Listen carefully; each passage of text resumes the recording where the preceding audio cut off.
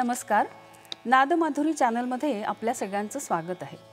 आमच्या चॅनलमार्फत गुरु डॉक्टर माधुरीताई डोंगरे निर्मित नवीन राग, प्रचलित रागातील नवनवीन बंदिश रचना, त्याचबरोबर वेगवेगळ्या गीत प्रकारातील रचना आम्ही आपल्यापर्यंत पोहोचवत आलो आहोत. सर्व रसिक श्रोत्यांकडून अतिशय छान प्रतिसाद मिळत आहे. त्याबद्दल आम्ही सर्व रसिकांचे आभार व्यक्त करत आहोत. ह्या पुढे येणाऱ्या सर्व उपक्रमांसाठी आपली अशीच साथ लाभेल याची आम्हाला खात्री आहे. आणि म्हणूनच आपल्या सर्वांसाठी आम्ही आज एक खास अशी सांगीतिक मेजवानी घेऊन आलो आहोत. माधुरी संगीत विद्यालयाचा 40वा वर्धापन दिन आपण साजरा करत आहोत. त्या निमित्ताने अतिशय वैशिष्ट्यपूर्ण असा कार्यक्रम सादर करत आहोत, अष्टनायिका. माधुरीताईंच्या बंदिशींवर आधारित ह्या कार्यक्रमातून अष्टनायिकांच्या विविध भावावस्थांचे दर्शन घडणार आहे.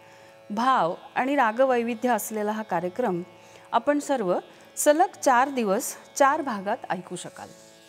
ह्या कार्यक्रमाचे आणखी एक वैशिष्ट्य म्हणजे ज्येष्ठ संगीतज्ञ आणि बंदिश रचनाकार डॉक्टर शिल्पा बहुलेकर यांनी माधुरीताईंच्या या बंदिशींचे मनोज्ञ रसग्रहण केले आहे. आजच्या कार्यक्रमाची संपूर्ण संहिता प्रसिद्ध लेखिका व कवयित्री किशोरी उपाध्ये यांनी लिहिली आहे. या अष्टनायिकांच्या भावावस्थांचे दर्शन आपल्या सुरेल गायनातून आपल्यासमोर उलगडणार आहेत सुप्रसिद्ध गायिका भगिनी शिल्पा पुणतांबेकर आणि सावनी दातार कुलकर्णी. कलाकारांची थोडक्यात ओळख करून देते. शिल्पाताईंना गायनाची तालीम त्यांच्या घरातूनच मिळाली. त्यांचे वडील सुधीर दातार, मातोश्री शैला दातार आणि काका सुहास दातार यांच्या मार्गदर्शनाखाली त्यांनी गायनाचे धडे घेतले. त्यांनी संगीत विषयात M.A. ही पदवी प्राप्त केली असून शास्त्रीय, उपशास्त्रीय आणि नाट्यसंगीत यावर त्यांचे विशेष प्रभुत्व आहे. भारतात अनेक ठिकाणी त्यांनी आपली कला सादर केली असून भास्कर व बखले यांच्या बंदिशींवर आधारित देवगंधर्व या CD त्यांनी गायन केलं आहे. त्याचप्रमाणे श्रीधर फडके यांच्या ऋतू हिरवा, बाबूजींची गाणी अशा सुप्रसिद्ध कार्यक्रमातून संपूर्ण भारतात कला प्रस्तुती करत आहेत. वसंतराव देशपांडे पुरस्कार, सुधीर फडके युवोन्मेष पुरस्कार अशा अनेक पुरस्कारांनी त्यांना गौरविण्यात आलं आहे. सावनीताईंना देखील त्यांचे पणजोबा देवगंधर्व पंडित भास्करबुवा बखले यांच्याकडून गायनाचा वारसा मिळाला आहे. त्यांना सुधीर दातार, शैला दातार आणि सुहास दातार यांच्याबरोबरच ज्योत्स्ना भोळे, पंडित राम मराठे, माणिक वर्मा इत्यादी अनेक दिग्गजांचे मार्गदर्शन लाभलेले आहे. सावनीताईंनी संगीत विशारद तसेच M.A. ही संगीत उपाधी प्राप्त केलेली आहे. त्यांनी देखील भारतभर आपली कला प्रस्तुती केलेली आहे. मंतरलेल्या चैत्रबनात, ऋतू हिरवा इत्यादी अनेक गाजलेले कार्यक्रम त्यांनी केले आहेत. त्याचप्रमाणे त्यांनी संगीत रंगभूमीवर देखील काम केलं आहे. रायझिंग स्टार ऑफ मराठी रंगभूमी, वसंतराव देशपांडे पुरस्कार अशा अनेक पुरस्कारांच्या त्या मानकरी ठरल्या आहेत. आजच्या ह्या कार्यक्रमातील साथीदारांची थोडक्यात ओळख करून घेऊया. श्रीयुत समीर पुणतांबेकर तबला साथ करत आहेत. समीरजींचे सुरुवातीचे शिक्षण G.L. सामंत यांच्याकडे झाले. त्यानंतर त्यांना पंडित सुरेश सामंत यांच्याकडून 25 वर्ष तालीम मिळाली. त्यांनी शास्त्रीय गायन, वादन आणि नृत्य या 3ही कलांसाठी संगतकार म्हणून आपली कला सादर केली आहे. त्याचप्रमाणे भारतात आणि भारताबाहेर 7 संगत आणि एकल वादनाचे कार्यक्रमही ते करतात. अमेरिका, कॅनडा, ऑस्ट्रिया या देशांमध्येही त्यांनी आपली कला प्रस्तुत केली आहे.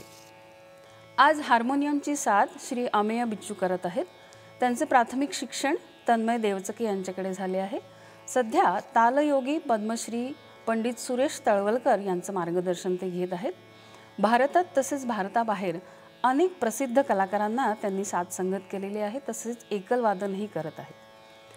तानपुरा साथ करत आहेत वृषाली गोडबोले आणि मालविका दीक्षित.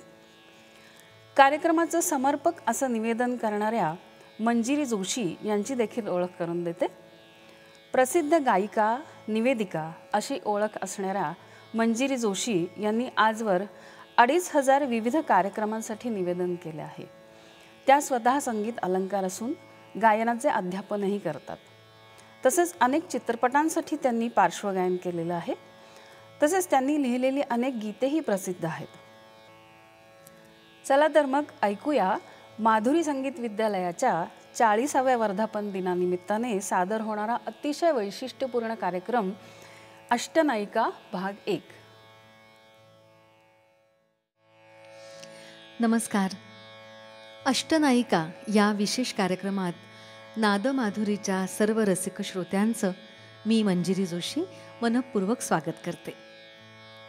रसिक हो, आज आपण ज्येष्ठ गायिका, गुरु, संगीतज्ञ आणि बंदिश रचनाकार विदुषी डॉक्टर माधुरीताई डोंगरे यांच्या संकल्पनेतून साकारलेल्या अष्टनायिका या वैशिष्ट्यपूर्ण कार्यक्रमाचा आस्वाद घेणार आहोत। खरं तर अष्टनायिकांच्या भावावस्थांचं दर्शन विविध पारंपरिक बंदिशींमधून आपल्याला घडतच असतं, पण आजच्या कार्यक्रमाचं वैशिष्ट्य म्हणजे स्त्री मनातील ही विविध भावस्पंदनं एकाच स्त्री रचनाकाराच्या प्रतिभेतून अर्थात त्यांच्या प्रासादिक बंदिशींमधून उलगडणार आहेत, एकाच मंचावर, आणि तेही फक्त कंठसंगीताच्या माध्यमातून। ताईंची ही संकल्पना दर्जेदार संहितेतून त्यांच्याच शिष्या प्रसिद्ध लेखिका किशोरी उपाध्ये यांनी साकारली आहे। या विविध भावावस्थांचं मूर्त दर्शन घडवणार आहेत प्रथित यश गायिका भगिनी शिल्पा पुणतांबेकर आणि सावनी दातार। ज्येष्ठ संगीतज्ञ आणि बंदिश रचनाकार डॉक्टर शिल्पाताई बहुलेकर यांनी आजच्या कार्यक्रमातील सर्व बंदिशींचं मनोज्ञ रसग्रहण केलंय। नादमाधुरी परिवारातर्फे या सर्वांचे विशेष आभार। अष्टनायिका ही संकल्पना मुळात अस्तित्वात आली ती भरतमुनींच्या नाट्यशास्त्र या ग्रंथामध्ये। पुढे प्रतिभावान कलाकारांच्या प्रतिभेतून संगीत, साहित्य, नृत्य, नाट्य, शिल्प, चित्रकला अशा विविध कलांमधून ह्या नायिका साकारल्या गेल्या। ह्या 8ही नायिका म्हणजे स्त्री मनाच्या विविध भावावस्था। यामध्ये स्त्रीच्या ठायी वसत असलेल्या अनुरागाबरोबरच आपल्या प्रियकराबद्दल, प्रियतमाबद्दल तिच्या मनात असलेल्या प्रेम, भक्ती आणि समर्पण या भावनांचं विहंगम दर्शन घडतं। रेशीम गाठी प्रीतीच्या या उत्कट नाजूक भावबंधने, रेशीम गाठी प्रीतीच्या या उत्कट नाजूक भावबंधने साकारती ह्या अष्टनायिका, साकारती ह्या अष्टनायिका नारी मनाची मधुर स्पंदने, नारी मनाची मधुर स्पंदने। अष्टनायिकांची ही मधुर भावस्पंदनं आज आपल्यासमोर डॉक्टर माधुरीताईंच्या बंदिशींमधून उलगडणार आहेत। अजून एक वैशिष्ट्य म्हणजे या 8ही रचना आजच्या कार्यक्रमासाठी खास केलेली ताईंची नवनिर्मिती आहे। नृत्य हे सादरीकरणाचं दृक माध्यम, चेहऱ्यावरच्या हावभावातून भावनांचा आविष्कार, डोळ्यांच्या माध्यमातून प्रेक्षकांच्या हृदयापर्यंत अगदी सहज पोहोचतो हे आपण जाणतोच। तरी संगीताची किमयाही तेवढीच प्रभावी आहे। भारतीय शास्त्रीय संगीताला लाभलेले रमणीय आणि रंजक राग आपल्या विविध सुरावटींच्या माध्यमातून त्या रागातील उत्कट बंदिशींमधून श्रोत्यांना त्या भावनांच्या दर्शनाचीही श्रवणानुभूती देतात। हे आज आपण अनुभवणार आहोत। ह्या विविध भावावस्थांची अनुभूती बंदिशींच्या माध्यमातून घेत असताना सुरुवातीला ह्या अष्टनायिकांमधील प्रत्येक नायिकेच्या मनोव्यथेची आणि भावावस्थेची ओळखही आपण करून घेणार आहोत। पतिप्रेमात आकंठ बुडालेल्या स्त्रीच्या मनातील या विविध भावतरंगांची अनुभूती घेण्यापूर्वी इथे एक गोष्ट आवर्जून सांगावीशी वाटते की उत्कट प्रेमावस्था जेव्हा भगवंत प्रेमात रुजू होते ती असते भक्ती। भक्तीमध्ये ईश्वराशी कधी वात्सल्य, कधी दास्य, कधी मधुरा भावाचा नातेसंबंध जोडून त्या भावामधून निर्माण होणाऱ्या विविध रसांचा आस्वाद भक्त घेतो। यातील मधुरा भाव म्हणजे भगवंताला प्रियकर, पती असं मानून त्यावर प्रेम अर्थात भक्ती करणं। मधुरा भाव हा कोमल, निर्मळ स्त्री सुलभ भावभावनांचा एक अनघ आविष्कार. शृंगार रसाचा परिपोष या भावातून झालेल्या रचनांमध्ये जाणवतो. मात्र मधुरा भक्तीतील ह्या काव्यांमध्ये वरवर प्रियकर भेटीची आस तळमळ दिसत असली तरी त्यात लपलेला अर्थ म्हणजे परमार्थ असतो. अष्टनायिकांचे सखोल अध्ययन करत असताना माधुरीताईंना जाणवलं की भरतमुनींनी ह्या वेगवेगळ्या 8 नायिका साकारल्या असल्या तरी एकाच प्रेमिकेच्या मनातील या विविध भावावस्थाही असू शकतात. आणि मधुरा भावाच्या दृष्टिकोनातून विचार करता एका निस्सीम भक्ताच्या द्वैताकडून अद्वैतापर्यंत पोचण्याच्या प्रवासातील ह्या विविध भावावस्था असू शकतातच. तेव्हा याच मधुरा भावाच्या अधिष्ठानातून माधुरीताईंच्या काही लावण्यमयी चैतन्यमयी बंदिशींच्या माध्यमातून अष्टनायिकांच्या प्रीतीतील भावतरंगांची अनुभूती आपण घेऊया. यातील पहिली नायिका आहे वासक सज्जा. रूप दर्पणी बघून सुखावे, गाली का उमले लज्जा. रूप दर्पणी बघून सुखावे, गाली का उमले लज्जा. साज लेऊनी आली मंदिरी, रूपवती वासक सज्जा. रूपवती वासक सज्जा. प्रियकरी येणार म्हणून आनंदून गेलेल्या नायिकेचं हर्षभरित रूप म्हणजेच वासक सज्जा. बरेच दिवसांनी तो येणार म्हणून नायिका त्याच्या भेटीसाठी आतुरली आहे. याच्या स्वागतात काहीही उणीव राहू नये म्हणून ती झटते आहे. शयनगृह सजवून ती प्रणयिनी साज शृंगार करून त्याची वाट पाहत आहे. दुर्गा रागासारख्या प्रसन्न रागात जलदलयीत तान अंगानं सुरू होणाऱ्या बंदिशीतून माधुरीताईंनी वासक सज्जेच्या प्रतीक्षेतील आतुरता, मनातील अधीर थरथर, तिला झालेला आनंद हे सर्व अत्यंत समर्थपणे साकारलंय. अंतऱ्याच्या शेवटी रसिया ह्या शब्दावर तान अंगानं येणारी सम हे तर ह्या बंदिशीचं खास सौंदर्यस्थळ. आकर्षक सुरावटीनं गुंफलेल्या या बंदिशीतील प्रासादिकता आणि नर्मशृंगार अत्यंत रंजक आणि सुखदायी. बंदिशीचं काव्य वरवर शृंगारिक तरीही अंतर्यामी परमेश्वराला प्रियकर मानलेल्या भक्ताचं मनोज्ञ दर्शन आपल्याला नक्कीच घडवेल. ऐकूया आज आएंगे पियरवा, दरसन को प्यासी अखियाँ.